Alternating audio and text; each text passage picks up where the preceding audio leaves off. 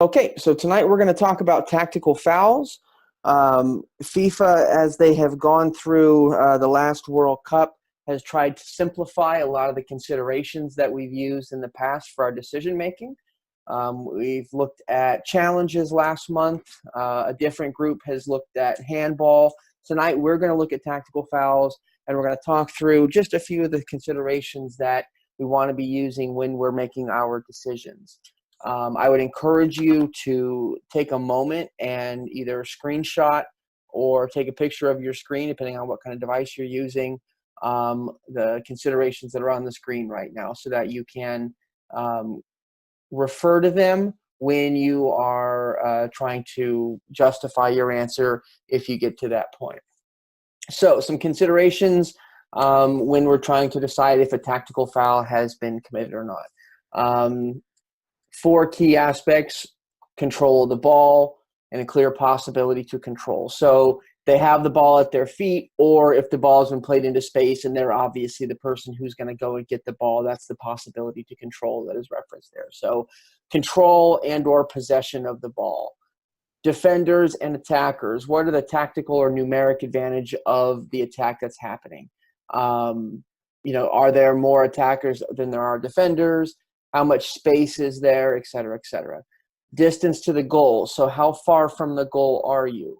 One thing we're going to talk about in that consideration is the level of play. If you have under 12s and there's a lot of space, but they're in the defensive third, very, very unlikely they're going to be able to attack all the way up the field and develop a promising attack. So likewise, we're going to see a clip tonight where the foul happens in the defensive third, but it's professional players, and their ability to actually go the length of the field with possession and create a promising attack is significantly higher than what you might see in a youth game. And so the ability of the players, the quality of the players, and the age of the players is going to factor in to this distance to goal consideration, because really what we're factoring is what's the likelihood they can get some sort of promising attack. And then the direction of play. Are they headed towards goal, or are they going away from the goal, sideways, etc.? So those are four things we want to be thinking about. The laws of the game have changed slightly in their terminology. Now we give yellow cards for something called stopping a promising attack, or SPA. So if you ever hear SPA, S-P-A, stopping a promising attack, those are the considerations for tactical fouls. So we no longer say we gave a caution for a tactical foul. We gave a caution for a foul that stops a promising attack. And then, of course, we all know what DOGSO means: denying an obvious goal-scoring opportunity. So when we get through and we start looking at these clips, you'll have three options that you can choose. One is just a foul with no misconduct. The second is a caution for stopping a promising attack, which these four factors start to play into. And the third option is red card for denying an obvious goal-scoring opportunity. So I want to make sure we're all on the same page as far as the law change almost 2 years ago now regarding challenges inside and outside the penalty area. If it's inside the penalty area and you're awarding a penalty kick, any attempt to play the ball is just going to be a caution. So if they made a legitimate attempt to play the ball, but they denied an obvious goal-scoring opportunity as a result of a foul they committed while attempting to play the ball, we're only going to give a yellow card. If they're not attempting to play the ball, those are usually upper body fouls, pulling, pushing, things like that. If they're not attempting to play the ball, then we will send them off for denying goal-scoring opportunity. And then anything that happens outside the penalty area, if it's denying an obvious goal-scoring opportunity, it's a red card. So really all we're wanting to make sure we're doing is not double punishing or triple punishing people with a penalty kick, a red card, and a game suspension. Is there anybody that hasn't heard of this law change or is confused by that or would like further explanation? You can use the raise your hand icon. Only I will see it, and I can elaborate on it a little bit more. Okay, so a few people raised their hands, so I'm going to just take a moment to elaborate further. So specifically related to denying an obvious goal-scoring opportunity. We all know what DOGSO looks like. Last defender usually. Usually it's a 1v1 with the goalkeeper, and then the defender fouls, so we're denying an obvious goal-scoring opportunity. If that happens outside the penalty area, there's no change whatsoever. we have a free kick, and we have a red card. If it happens inside the penalty area, we are giving a penalty kick for the foul. And FIFA's judgment, as it changed a couple years ago, was that you're not actually denying the goal scoring opportunity because they're still getting a penalty kick, which is the obvious goal scoring opportunity. And so they tried to remove the triple penalty when the goal scoring opportunity wasn't actually denied at the end of the day, when players were trying to play the ball legitimately. And so they came up with this consideration that inside the penalty area, if a penalty kick is awarded for a foul where the player was legitimately attempting to play the ball, we're going to give a yellow card for that instead of a red card. Because while the goal scoring opportunity was denied by the foul, the obvious goal scoring opportunity is being sort of recreated for them with the penalty kick. And so therefore, it's often not the case that we're actually denying that goal scoring opportunity because they get a penalty kick. And so we're looking to remove that triple penalty of, a penalty kick, which means you're probably going to get the goal anyway, a red card, which means your team's playing short a man for the rest of the game, and you're going to get suspended for another game for the next game also. And so the consideration now is, if denying an obvious goal scoring opportunity happens inside the penalty area when a legitimate attempt to play the ball was made, we're only going to give yellow. If they're not legitimately attempting to play the ball, meaning it's a pushing foul, it's a holding foul inside the penalty area that denies an obvious goal scoring opportunity, we still show red. And I'm happy if there's still some confusion about this after this session is over. I would point you to the law book, and I'll go and find that specific page, have a read through it, and then if somebody needs a further explanation, we can do another session after that. So those are the considerations we want to make. Now we're going to jump into the clips. And again, as soon as we've watched the clip twice, I will launch a poll and ask you to take about 15 seconds to make your decision. Click in your answer, and that'll let me know when we're ready to go. So here we go with the first clip.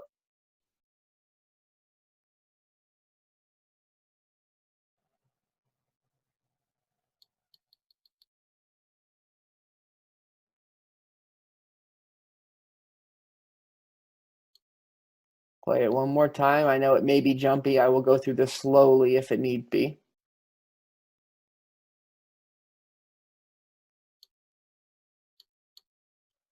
So we have a foul there. Get you one more view of it.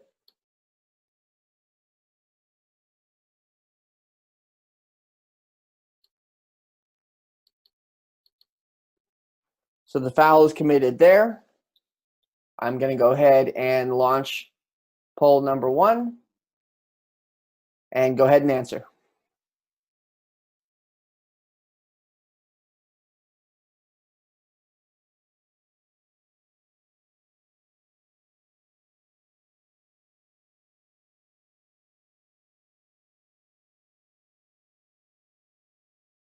Five more seconds.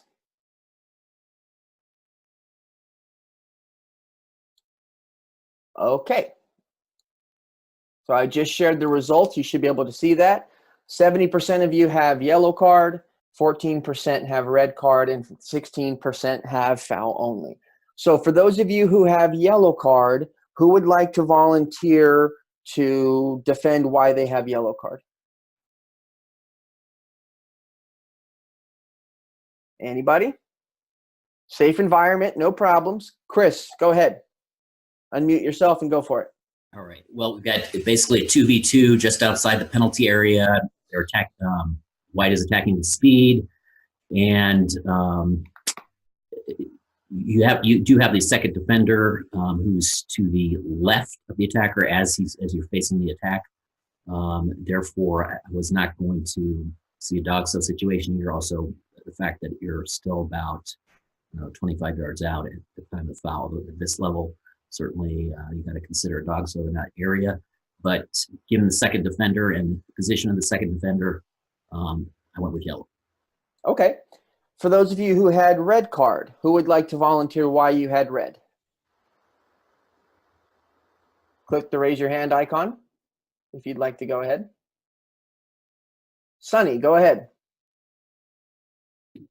So I observed that the forward, the attacker, is a right-footed player, and even though there's a defender to his left, it's not, the defender is slightly behind him, not even at level with him. I find that he had a really good chance of taking a shot with another touch, and so he was being denied that opportunity. So you think he would have taken a shot here, and that would have been an obvious goal scoring opportunity? Yeah, or he could have taken another touch with his right foot and then taken a shot. Okay. Mm-hmm. So we're going to dive into a little bit here why FIFA or what direction FIFA is going. And for those of you who were on the handball call earlier or last month, you'll note that we talked a lot about making the obvious calls for the most serious punishment. So if it's going to be a penalty kick, it needs to be a very obvious penalty kick. If it's going to be a red card, it needs to be a very obvious red card. We saw that with challenges. If there was any kind of gray whatsoever in the decision, we want to go with the lesser punishment and not the stronger punishment. And so with this clip, we have a defender who's close by. If this player takes one or two more touches to get closer to goal, there's a good chance that this defender might be able to catch him.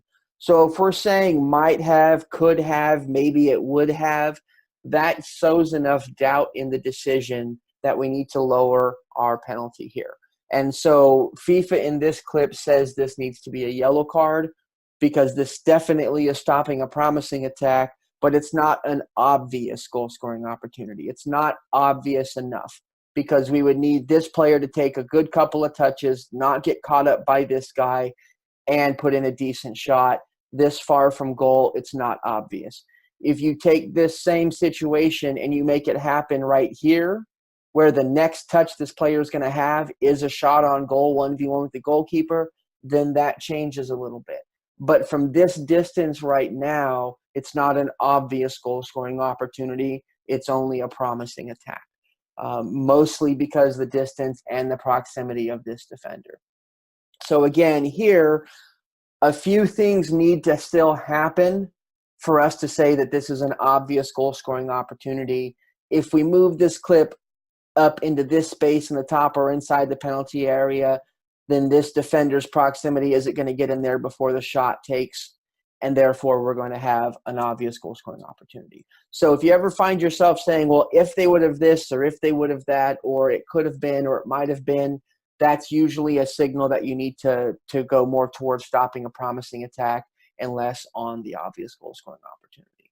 So here, for those of you who had yellow card, that's a correct analysis using the considerations. For those of you who had red, make sure it needs to be a dreadfully obvious goal-scoring opportunity before we go with red. For those of you who had no foul, the considerations again, is possession there? Yes, that defender or this attacker is clearly in possession of the ball. Is the distance to goal promising? Yes, absolutely. Is there a numerical advantage? Yes, absolutely. And what's the last one? Shoot. We had direction. We had, the direction to play definitely going in towards goal. So all four considerations are definitely there for this being a tactical foul, a promising attack. So we need to have a yellow card here. Any confusion or concern about this? Question here from Carl. If the other defender or attacker were not there, is this close enough then to be a dog so red? Absolutely. If we take these people out of the equation, nobody else. This defender right here is the only thing that makes this a promising attack instead of a dog so, because this person does have the potential to get to this ball or at least challenge the attacker. If that player isn't there and this is the last defender that's keeping this player from going 1v1 with the goalkeeper, nobody else has the chance to stop this player. So yes, absolutely, we'd be looking at an obvious goal-scoring opportunity for that one. Okay, on to the next clip.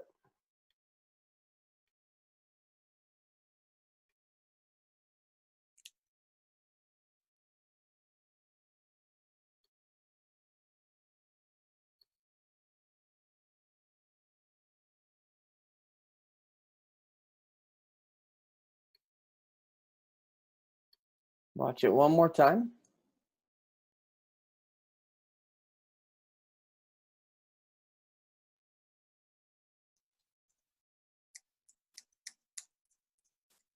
for those of you who have jumpy screens.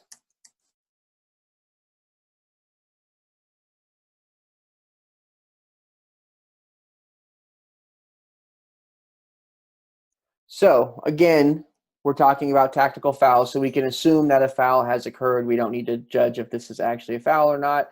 It is if you want to see the replay. But here we'll look at this view lastly.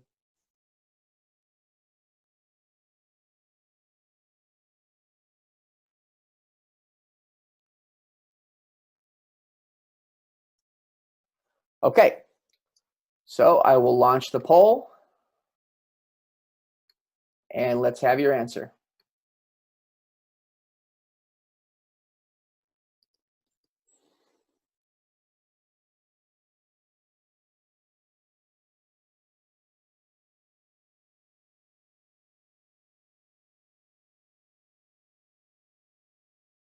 About 5 more seconds.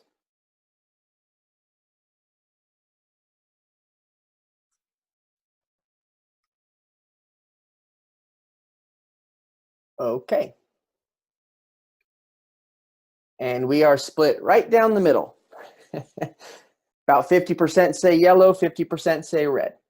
So this clip is exactly what I was talking about at the beginning when I talked about somebody making a legitimate attempt to try to play the ball. So the law change that we had 2 years ago says if someone's legitimately trying to play the ball and commits a foul in the process that denies an obvious goal scoring opportunity inside the penalty area, we only give a caution for this. So the judgment here that we need to make then is this player making an honest attempt to play the ball? Because if this player grabs the jersey around the head or in the back and just yanks him to the ground, yes, we have a red card because they're not honestly trying to play the ball. They're not making an attempt to play the ball. What we need to do here is judge, did this player attempt to play the ball here? Because if the player attempted to play the ball legitimately, then all we have is a caution. And so we have to judge this tackle as whether or not this player is making a legitimate attempt to play the ball.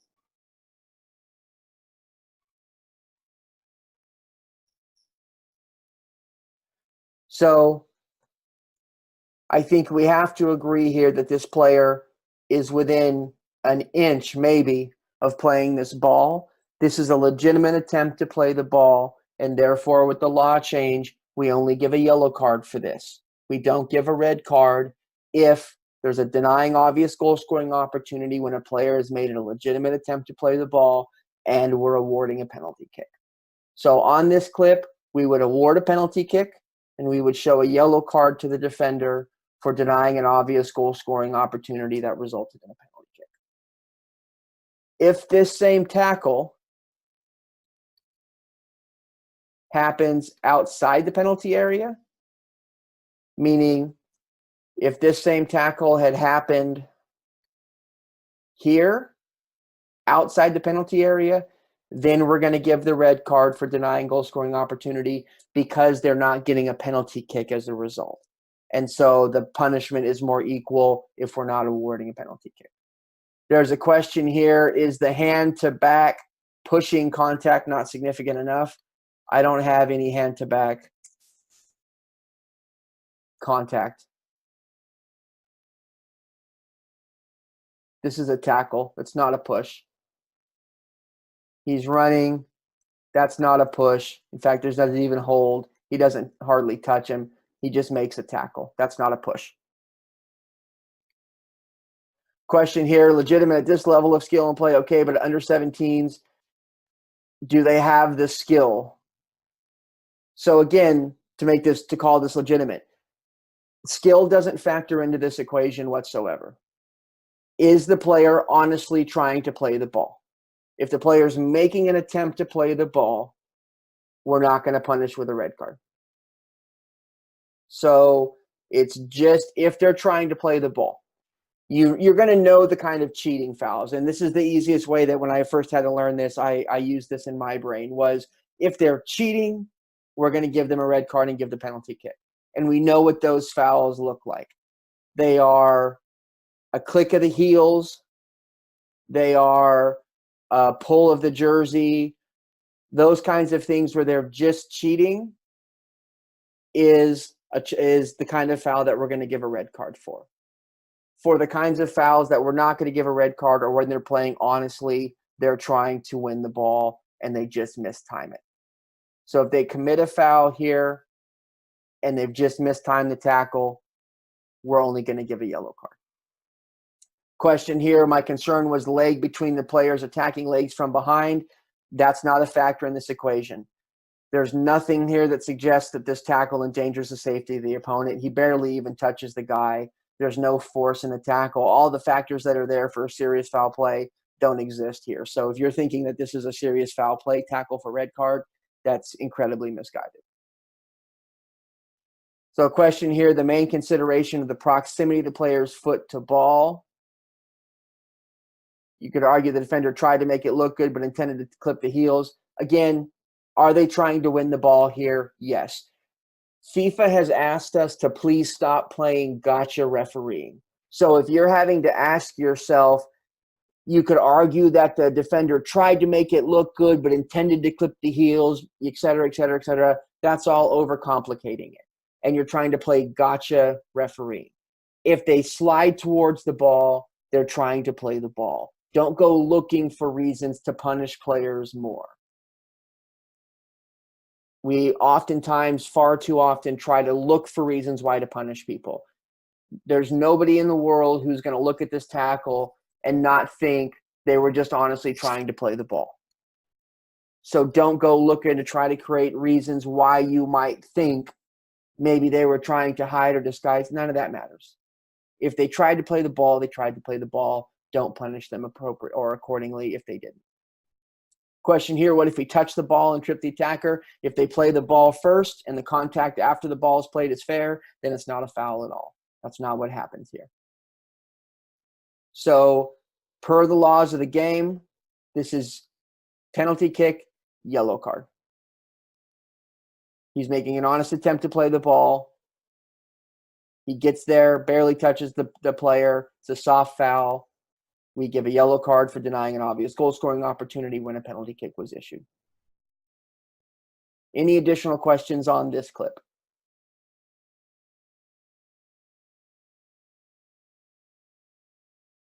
Okay. Then we'll move on to the next one. For those of you that are having a jumpy screen, I apologize. It's not internet connection. I'm hardwired in on the fastest internet you can find with a brand new 32-inch MacBook or Mac desktop. So some of it's the program, some of it might be bandwidth issues with Zoom and your own internet at home. So it's definitely not my internet related. Okay, next clip.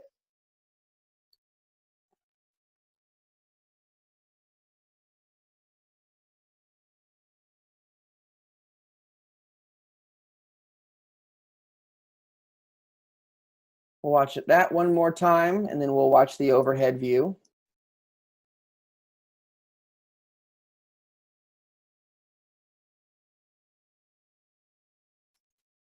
Okay. Find where the, yeah, there we go. Okay. And now the overhead view.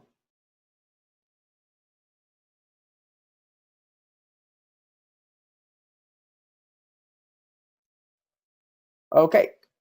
I'll stop us at the moment of truth, the first foul. All right. Here comes the poll. Let me know what your thoughts are.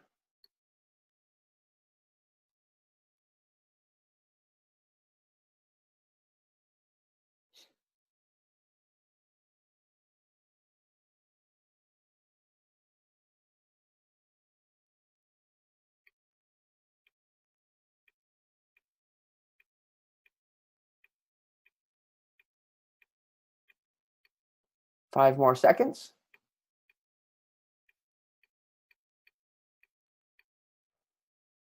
Okay.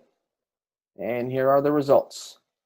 We have, again, split down the middle between foul only and yellow card. So Who, for those of you who had foul, would like to say why you just have foul and no yellow card? Let's have a raise of hands.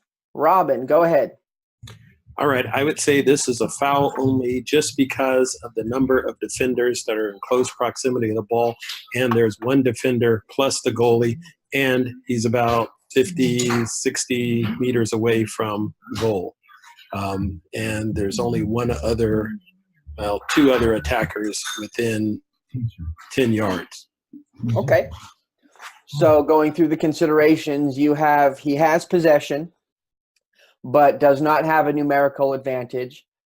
The distance from goal is great. And do you have anything with direction? Well, the ball seems to be going towards the goal, maybe slightly away to kind of towards the corner flag, but let's see. Just as important as what you get out of it, our broccoli cheddar is made with aged melted cheddar. Yeah, it's kind of going across the field where I would say the other three defenders that are just outside the circle and the one defender that's right at the halfway line would be able to legitimately play that ball. Okay. Thank you. For those of you who had yellow, who wants to talk about why you had yellow? Let's use the raise your hand icon.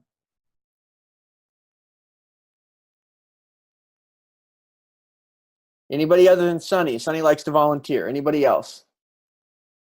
Randy, let's hear from you. Go ahead and unmute yourself. Oh, sorry, I was having trouble unmuting. I apologize. Yeah, no worries. Go ahead. I'm thinking I have Spa here because looking at the four considerations you've outlined earlier, I believe he has control of the ball. Mm-hmm. I believe that the remaining number of defenders are not enough to necessarily stop his attack. I believe he could continue marching down the field with control of the ball. His distance to the goal is obviously not dog-so distance, but I still see it as, I mean, as play continues here in about 2 more steps, he's at the midway line. So then I feel like he's going to start to quickly enter the attacking side of the field. And then lastly, I do believe we have direction of play because the ball's heading that direction. His momentum is taking him in that direction.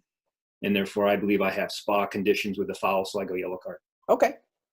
So I want to focus in on this clip with the 4 specific considerations.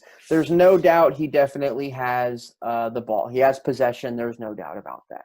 The second thing they ask us to look for is the numerical advantage, number of attackers versus number of defenders.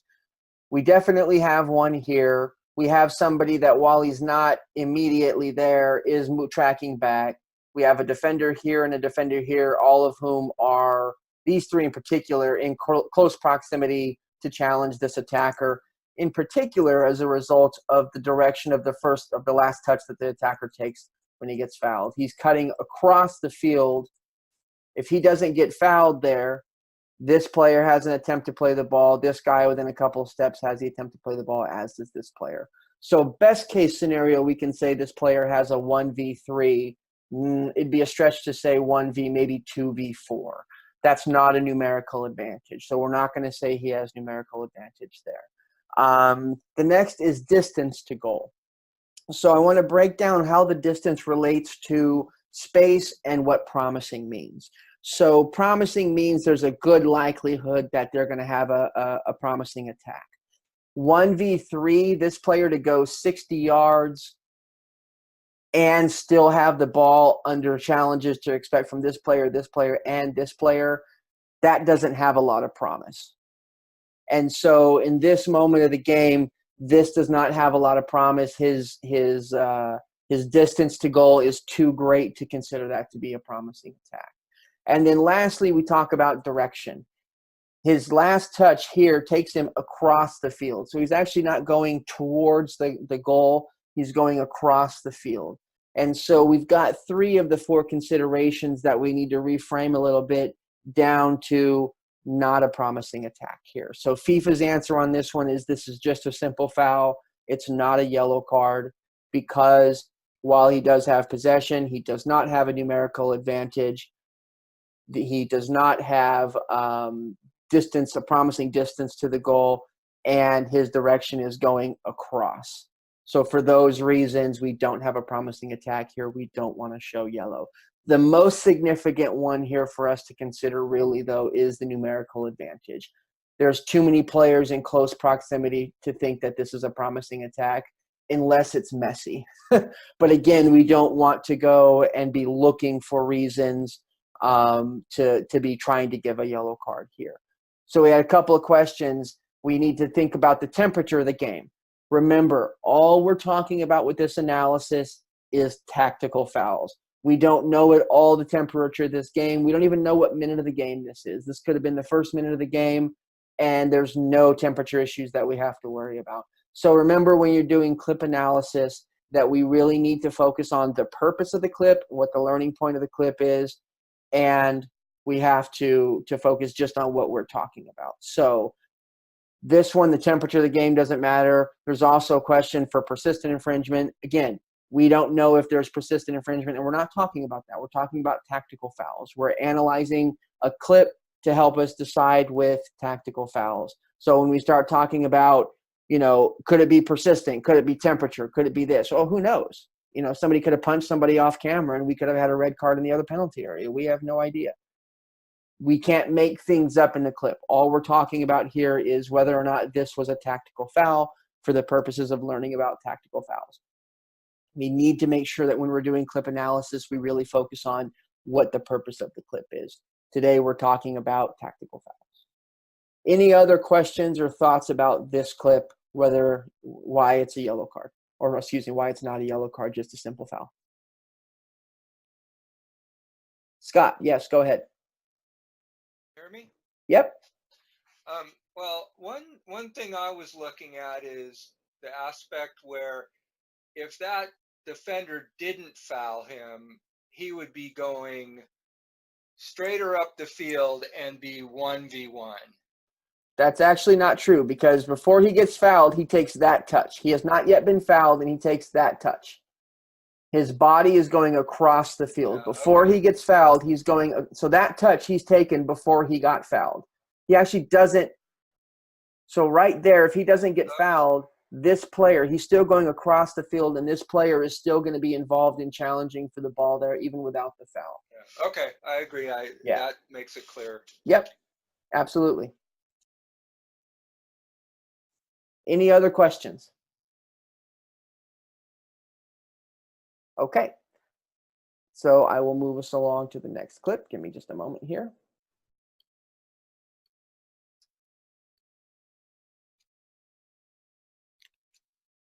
Whoops, sorry, folks.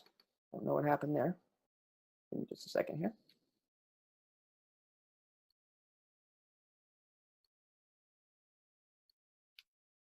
Okay. We're going to look at, let me check one thing really quickly. There might be a clip I want to show you instead to help emphasize the difference. Yeah. So we're going to look at this one just very quickly to compare to that last clip. And again, looking at the high version.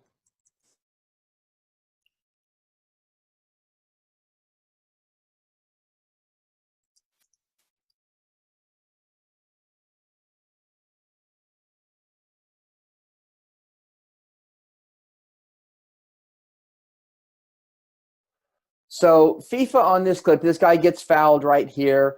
FIFA on this clip actually says yellow card. Now, you might think it's very similar in sort of where it was on the field, in that it's, still 60 or 70 yards from goal.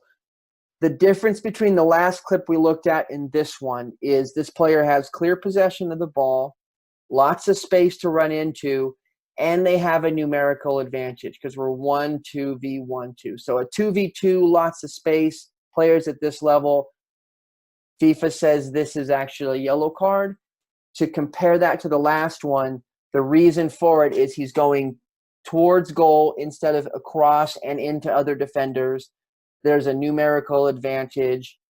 There's a lot of space to play into.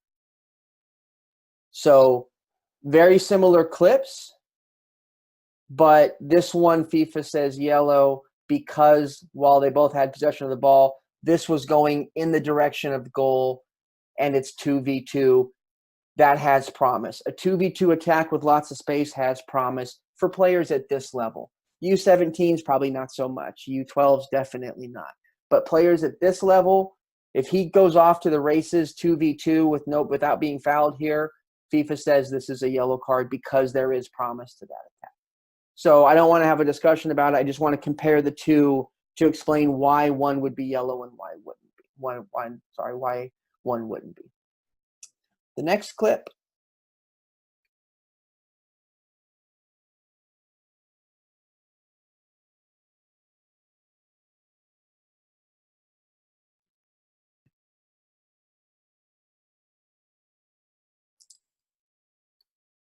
One more time. And then we'll get to the overhead view.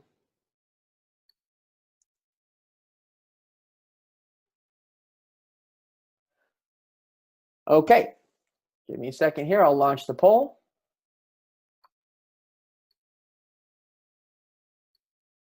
Let's have your answers.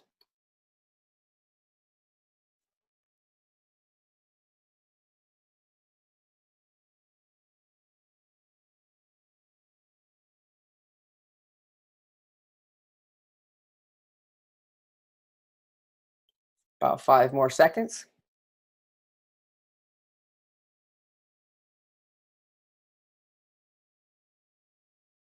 Okay. So, large majority of you have yellow card, a small group of people with red, and a little bit larger group with just foul. So for those of you who had just foul and want to defend that, why? Who wants to volunteer to talk us through why you have just foul? Leah, go ahead. Okay, so out of all the clips, this one, I thought it was pretty close between a foul or yellow. Okay. It's definitely close to goal as far as the consideration. Mm-hmm. The player had possession of the ball, Mm-hmm. more or less direction to the goal. Okay. But to me, he had like 3 defenders kind of fanning around him in between him and his fellow teammates. So it seemed like it would have been hard for him to either continue on towards the goal or to pass it to a fellow teammate. So that's why I kind of said just foul on that one. Okay. That's fine. So for those of you who had yellow card, who wants to volunteer to try to change Leah's mind? John, go ahead.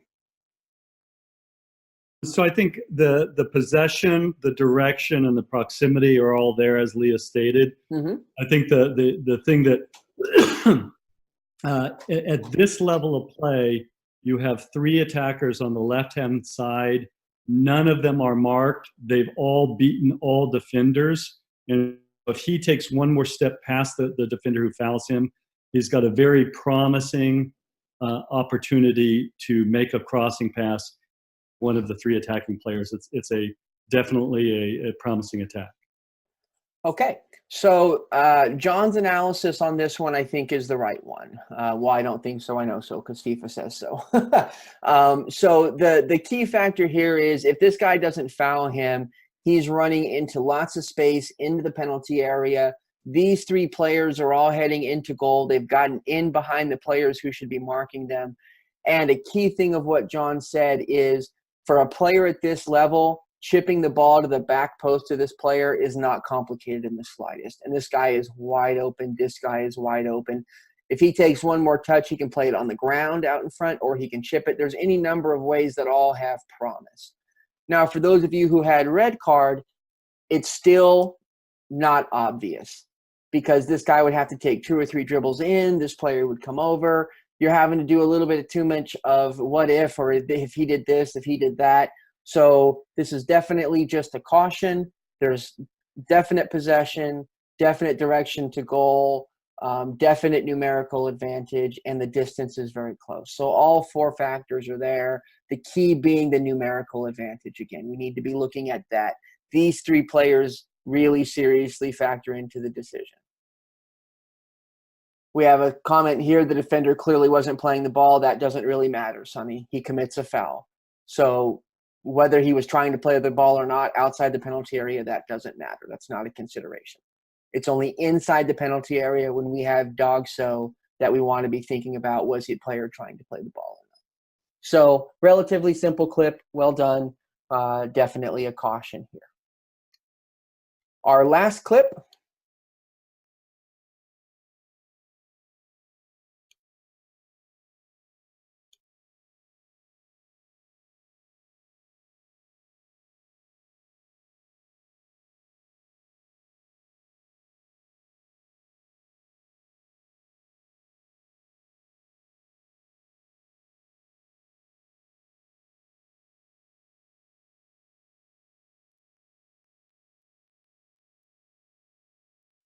Give you one more look at it.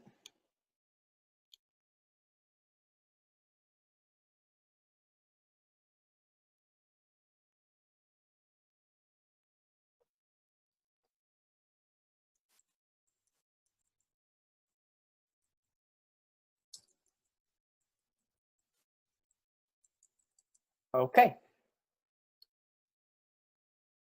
I'm going to launch the poll here in a second. Go ahead and give us your answers.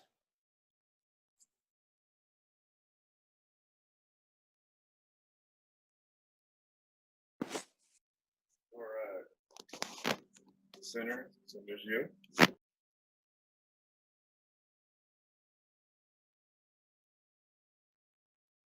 5 more seconds.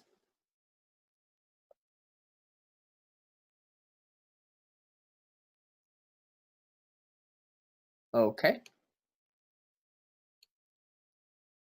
80% of us have red card. About 17% of us have yellow card. A handful of people think foul only. So really quickly, just help me a little bit. Who here has, just use the raise your hand icon. Who here has a foul outside the penalty area?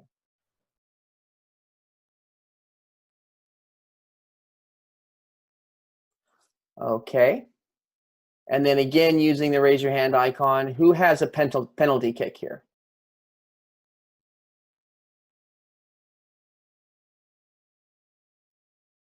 All right. So we are split right down the middle on penalty kick or free kick outside the penalty area. So either way, we can all agree that this is not a legitimate attempt to play the ball. So the decision, whether it's inside or outside, helps with the restart, but for misconduct purposes, doesn't really matter. He's fouled the player with a push in the back, not really trying to play the ball at all. So either way, this is definitely a red card. He is the last defender.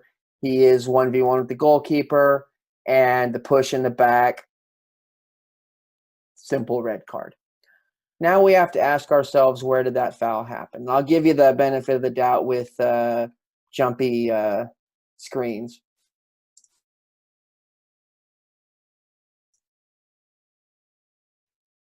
Gets pushed in the back right there. So we want to make sure that we distinguish, and I'm going to talk about this clip for a couple of minutes. We need to make sure that we're distinguishing what kind of foul gets called here.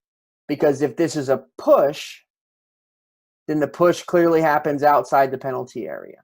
You can see here, once they get inside, he's not holding on to him anymore. It was just a push. So it was a push here. They're outside the penalty area.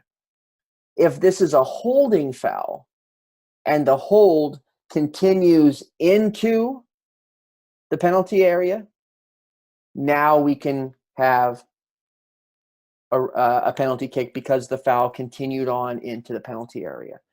But the big thing here, and the big teaching, there's 2 big teaching points in this clip, is the referee has zero idea what kind of foul this is because they're lined up directly with the play.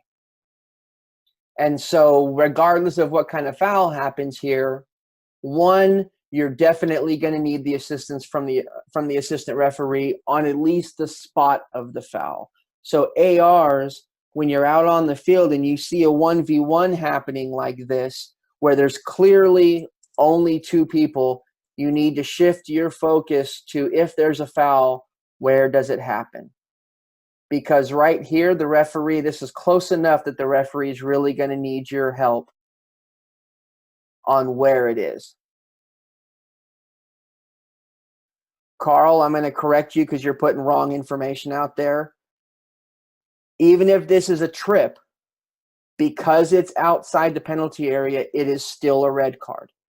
Remember, we only downgrade the punishment if it's a penalty kick. So if this is a tripping foul, because it's outside the penalty area, this is still a red card either way. So if it's tripping, if it's pushing, it doesn't matter. It's out, it's dog so, and it's outside the penalty area, so it's a red card. The only time we give yellow for dog so is if it's inside the penalty area and it was an honest foul. But if it's outside, it's always a red card. So again, we're worried about the referee and their positioning. So this is a moment, even if the referee has foul here, we need the AR focus to help us on whether it's inside or outside. For referees, we need to do a better job in this situation of reading the play. So I'm going to get rid of the poll here so I can see a little bit better. If we're reading play here appropriately, as soon as the ball starts to make our way to this player in the center of the field. So if you're doing your job, you're aware that this guy is here. At this level, you need to already anticipate that this guy is going to end up with the ball because it's pretty obvious the pass to there is where this play is going to go. But if you haven't read it yet, at this moment, you need to know for sure that this ball is going to get played into this space and this guy is going to go 1v1. And so what we want to do on this kind of play is do whatever we can to create an angle of view for a potential foul.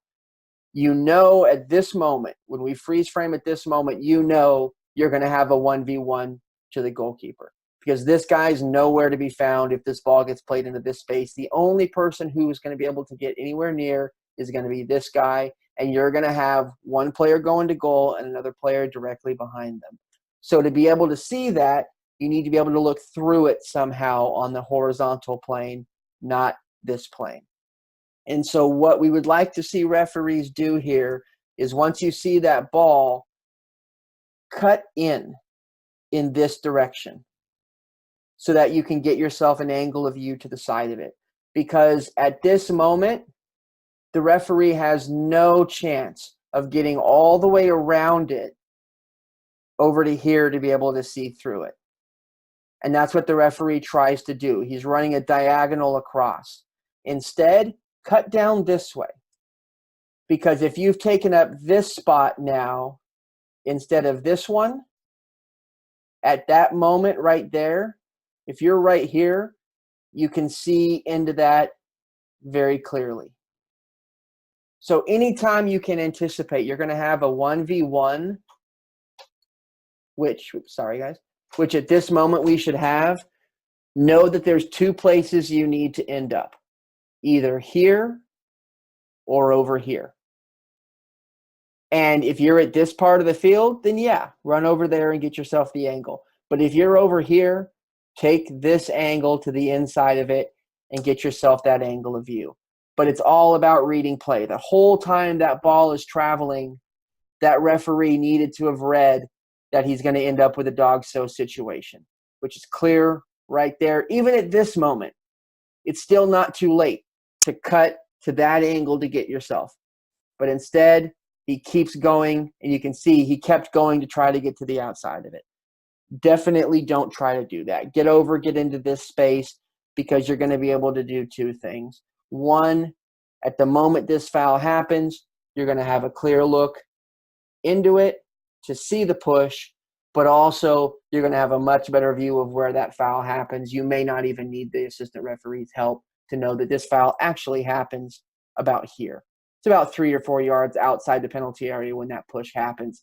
It's actually not as complicated a decision as it looks when you're watching it in real time because the foul happens here. What makes it difficult is that the referee's got a really, really poor angle. So big takeaways from this one. Any kind of upper body foul, doesn't matter if it's inside or outside. We have a red card for denying an obvious goal scoring opportunity. It's outside the penalty area. We're going to give a free kick outside the penalty area, red card to this defender. And we want to really improve our positioning here to be able to make this decision. Any questions on that analysis? Okay. We are at 7:58. We have 2 minutes. Are there any other general questions about tactical fouls that we looked at tonight? You can use the raise your hand icon if you'd like to ask a question. Randy, go ahead. Yeah, Matt, I just want to clarify based on the slide you had to start. It says SPA / DOGSO. Is the takeaway then to understand that a tactical foul, if we have conditions for a tactical foul, it'll be one or the other of those? That is correct. Yes. Okay, got it. Yeah, and it's it's hard to get used to, but tactical fouls are both stopping a promising attack and DOGSO. So both SPA and DOGSO are considered tactical fouls. They're committed for a tactical nature, because again, if someone commits a serious foul play tackle, we're going to just call it serious foul play, and we're not going to worry about the tactical considerations. The stopping a promising attack fouls and the DOGSO fouls are usually just simple fouls. They're usually not reckless. They're usually not excessive force, all those things. They're usually more tactical in nature. And so we want to focus on those considerations. SPA being obviously a stopping a promising attack, DOGSO meaning an obvious goal scoring opportunity existed. And then a new terminology because of the change in the law where we can give a yellow card when DOGSO has happened inside the penalty area. We now have a terminology of DOGSO yellow, DOGSO red.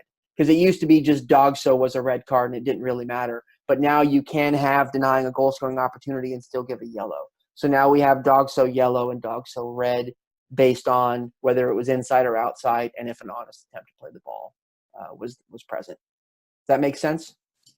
Yeah, that's great. Thank you, Matt. Absolutely. Any other questions, Luis?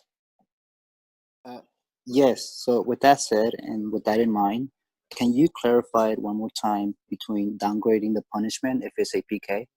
Absolutely. So again, the easiest thing to think about is if you have DOGSO. The first thing to try to decide is, do you have DOGSO? If it was an obvious goal scoring opportunity and a foul was committed, you have DOGSO. Great.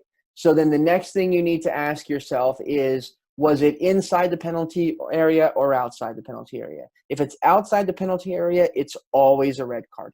If you have DOGSO and it's outside the penalty area, it is always a red card. Once you get inside the penalty area, you've called a penalty kick, you have DOGSO present, the thing you need to ask yourself is, did that player make an honest attempt to play the ball? And if they did, it's just a yellow card. If they didn't, meaning it was a holding foul, it was a pushing foul, it was an upper body foul of some kind, or it was one of those lower body fouls where they just kicked their heels, even though they were 3 yards from the ball, they just kicked their heels to bring the guy down. If it's not an honest attempt to play the ball, we show a red card. If it was an honest attempt, we show a yellow card. Does that basic framework make sense? Yeah, it does. Thank you so much. And the justification for the downgrade is that you are technically restoring the obvious goal scoring opportunity by giving them a penalty kick. And therefore, all they really did was stop a promising attack. That's the consideration that FIFA went through, is you've not actually taken away their obvious goal scoring opportunity because you're giving them a penalty kick. Got it. Thank you so much. Another question here from John. If you have conditions for SPA within the penalty box, would you downgrade by awarding a PK and no yellow? That is also correct. Very good question. Yes, because you've not stopped the promising attack, you've awarded the penalty kick. But again, the same considerations are present only if it's an honest attempt to play the ball. Very good question, John.